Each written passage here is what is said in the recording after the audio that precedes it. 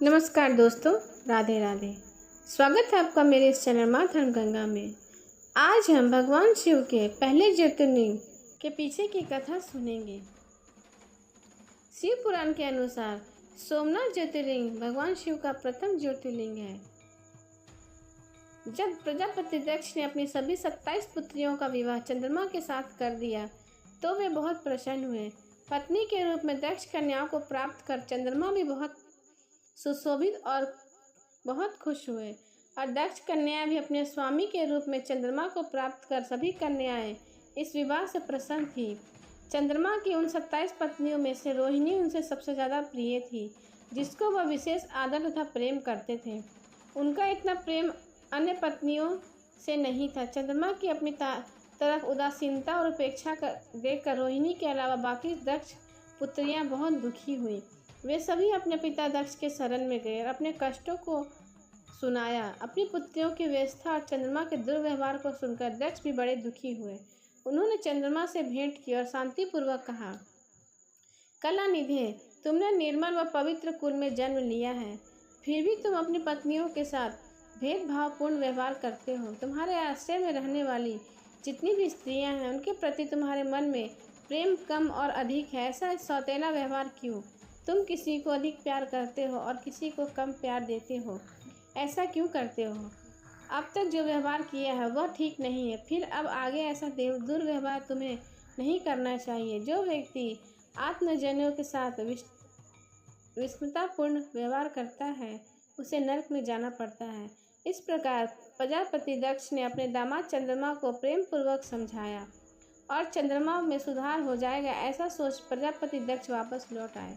इतना समझाने पर भी चंद्रमा ने अपने ससुर प्रजापति दक्ष की बात नहीं मानी।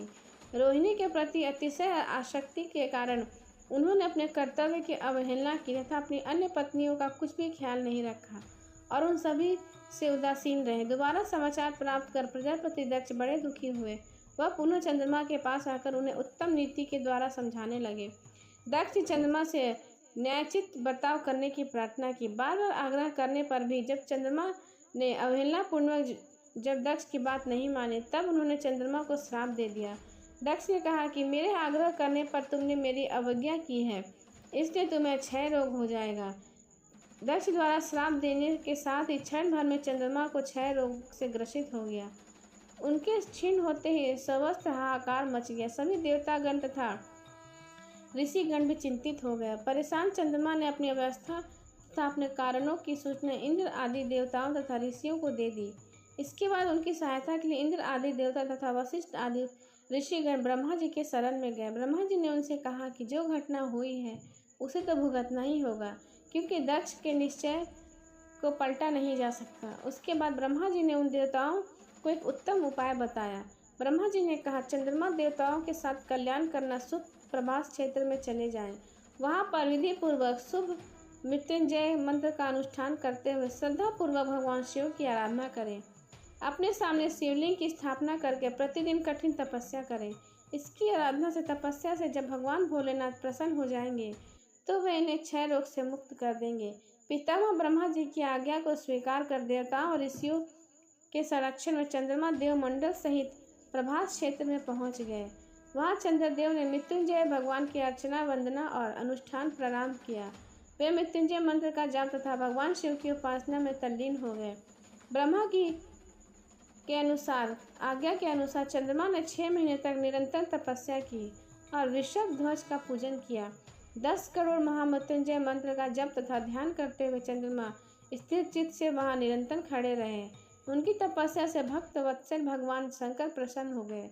उन्होंने चंद्रमा से कहा, हे चंद्रदेव, तुम्हारा कल्याण हो। तुम जिसके लिए कठोर तप कर रहे हो उसे अपनी अभिलाषा को बतलाओ। मैं तुम्हारी इच्छा के अनुसार तुम्हें उत्तम वरदान दूंगा।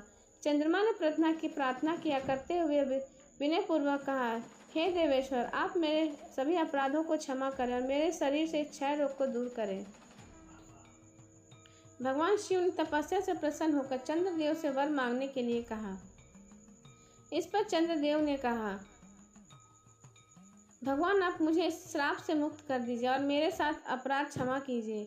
इस श्राप से पूरी से समाप्त करने वाले भगवान शिव के लिए भी असंभव नहीं था। अंत मध्य मार्ग का मार्ग निकाला गया। चंद्रदेव, तुम्हारी कला प्रतिदिन एक पक्ष में क्षीण हुआ करेगी, जबकि दूसरे पक्ष में प्रतिदिन वह निरंतर बढ़ती रहेगी।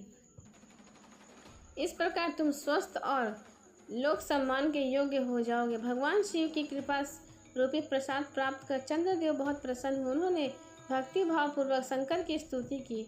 ऐसी स्थिति में निराकार शिव उनकी दृढ़ शक्ति को देखकर साकार लिंग रूप में प्रकट हुए और संसार में सोमनाथ ज्योतिर्लिंग के नाम से प्रसिद्ध हुए। तब से लेकर आज तक सोमनाथ ज्योतिर्लिंग के नाम से भगवान शिव की पूजा होने लगी। बोलिए शंकर भगवान की जय, चंद्रदेव की जय।